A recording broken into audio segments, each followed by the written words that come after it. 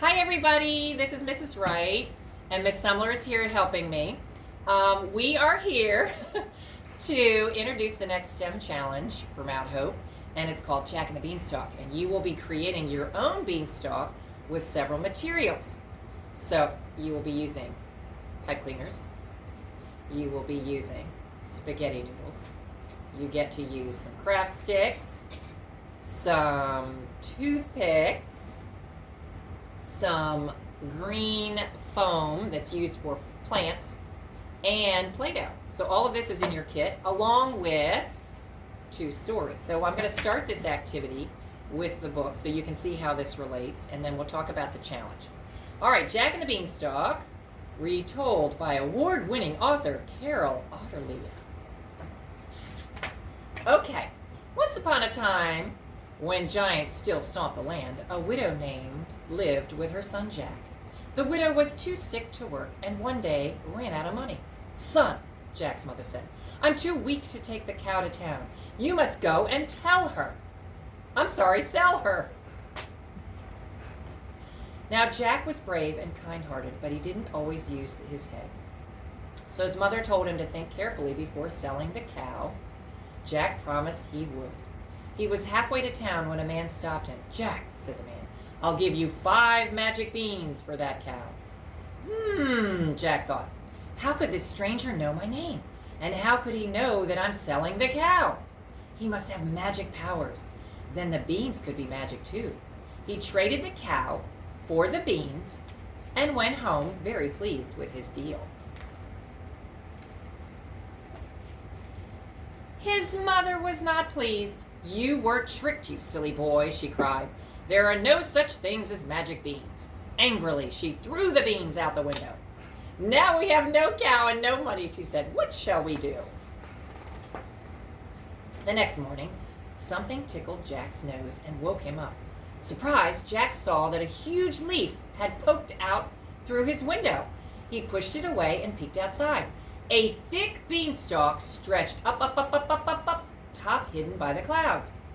"They were magic beans," he whispered. Without waking his mother, Jack started climbing the beanstalk. His arms and legs began to ache, but he forgot about them when he saw the castle. Jack knocked at the castle door. A giant woman opened it. "Who's there?" she asked, peering around. "I don't see well, so speak up." Jack wasn't sure that he wanted her to see him, but he was very hungry. "I'm down here," he said. "Do you have any work I can do for food?" The giantess picked up Jack by his collar and plopped him onto a huge stone floor. "Start scrubbing," she ordered. Thud, thud, thud. "Arr," said the woman. "It's my husband. Hide in the cupboard so he doesn't eat you. Scrub the floor later." The giant came in, took one sniff and said, "Fee, fi, fo, fum. I smell the blood of an Englishman. Be he alive or be he dead, I'll grind his bones to make my bread." "Don't be silly," his wife said. "You smell breakfast. Eat while it's hot." After breakfast, the giant opened his bag of gold. He began counting the pieces, but fell asleep after 135,091 cents. Just a little gold would feed Mother and me for a long time, he thought.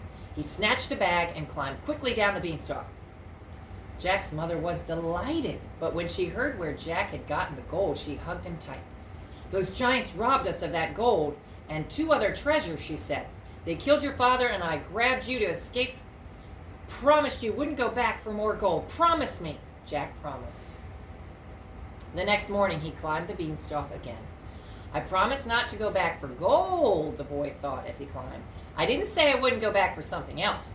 After all, it was ours." Jack banged on the castle door. The giantess squinted her eyes and peered down at him. "Are you the thief who was here yesterday?" she demanded. "I'm no thief," Jack said. "I'm a hard worker, though, and I expect to be paid for it."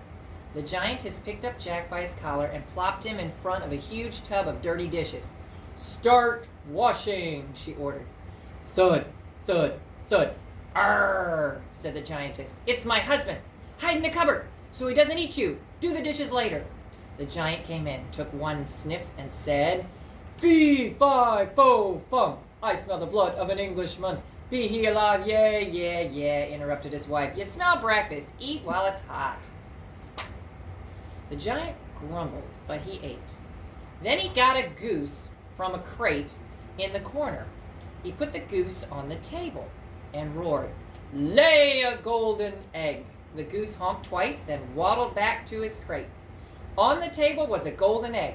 The giant tossed it up and down like a ball. Then his eyes began to hurt from looking at the shiny gold, so he shut them. As soon as the giant fell asleep, Jack grabbed the goose and quickly slid down the beanstalk.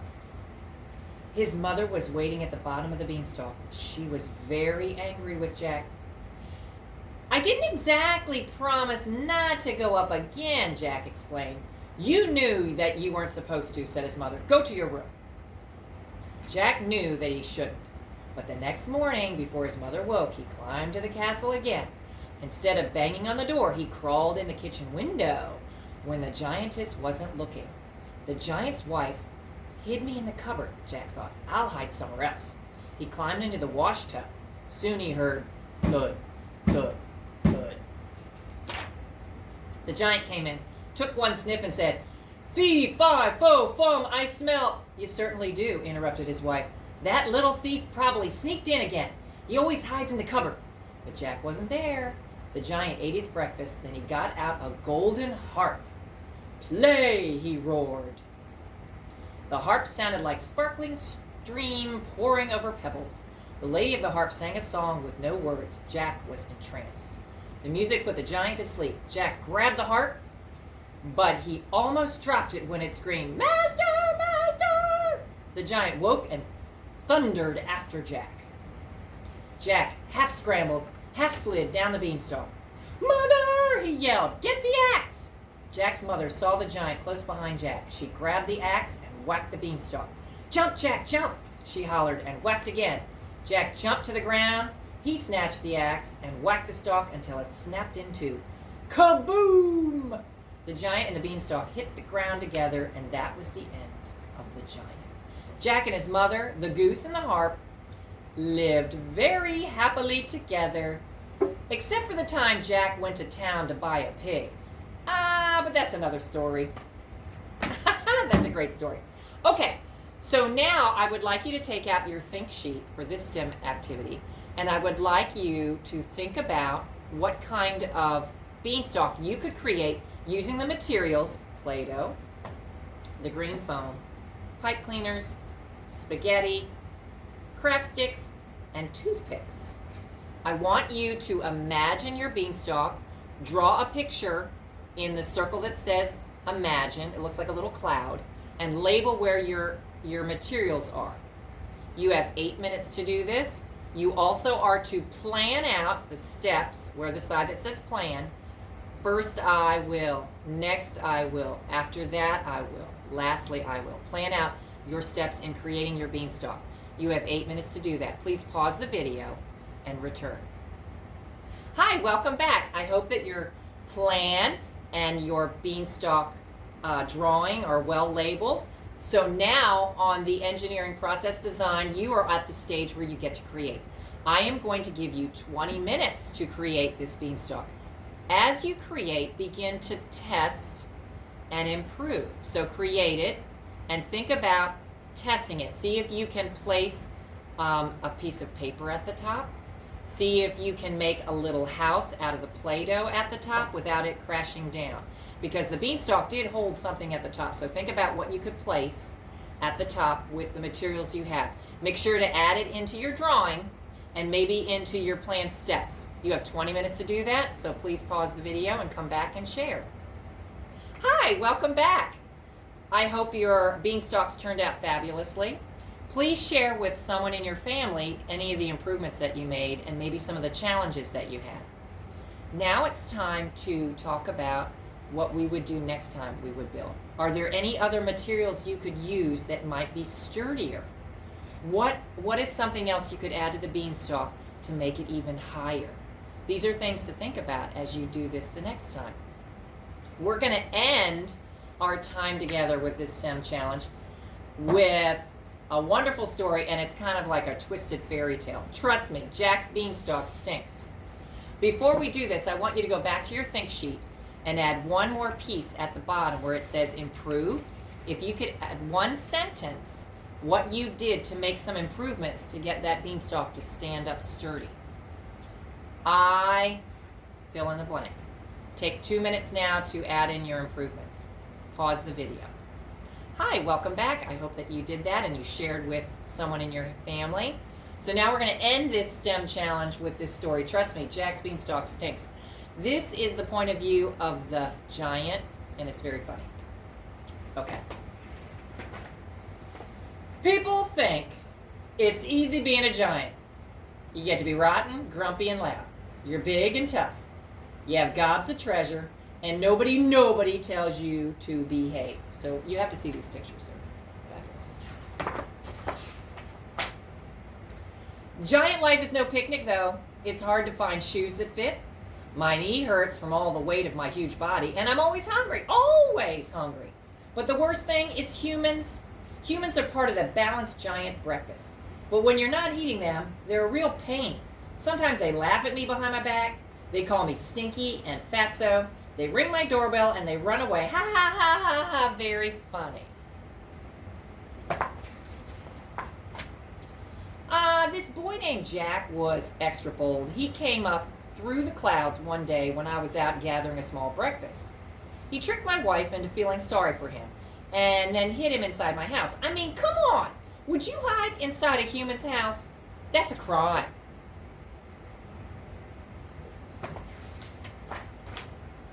Well, he didn't trick me. I could smell him. He smelled delicious, actually. I said in giant, this means something like, fee fi fo fum. This means something like, go on home now. I promise I won't eat you. But he stayed in his hiding place, the little rat.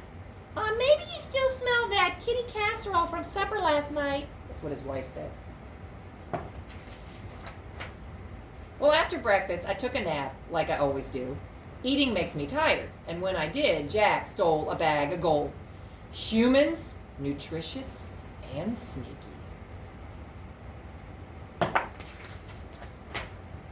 Sometime later, Jack came back again, and again. He tricked my wife into letting him inside. When I came home from picking up a light breakfast, I could smell him. I knew who it was. Fee fi fo fum, I yelled. Okay, this can also mean, give me back my gold, and we'll call it even. I definitely will not eat you. But he didn't come out. Maybe you smell that little dude straw from supper last night. Notice the book she's reading. 101 delicious kid dishes. Just like before, I ate my meal and tried to forget about Jack. I relaxed with my goose, the one that lays the golden eggs. Soon I took a little snooze. Of course, that pesky little boy couldn't let a guy rest. You know what he did.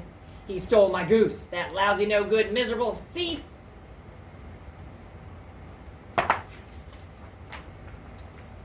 The last time Jack came around, I came and called out, fee fi fo fum. Okay, this can even mean rats. I'm really angry now. My wife and I searched but couldn't find him. I kept looking, but soon I got hungry, big surprise. After breakfast, I enjoyed some lovely music. My golden harp sang to me, and the sound was even sweeter than that boy berry pie. I rested my eyes a bit.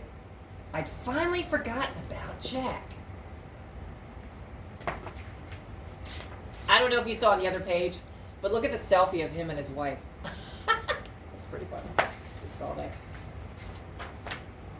The next thing you know, my harp is calling, Master, Master! Jack was running off with it, and it thundered after. I almost caught up to them, too, but they disappeared into the clouds. And there it was, a big beanstalk. Jack was climbing down it. Well, I'm a smart guy. I know a dangerous thing when I see it. I didn't want to go down there. No way. But then my harp kept calling out again. So down I went, down, down, down, down, down, down. That stalk was really wobbly, but I kept on going. The beanstalk shook once, twice, then toppled over. Jack had chopped it with an axe. I fell and broke my crown. That's an old-fashioned way of saying I whacked my head really good. Even if you're a big, tough giant, that hurts.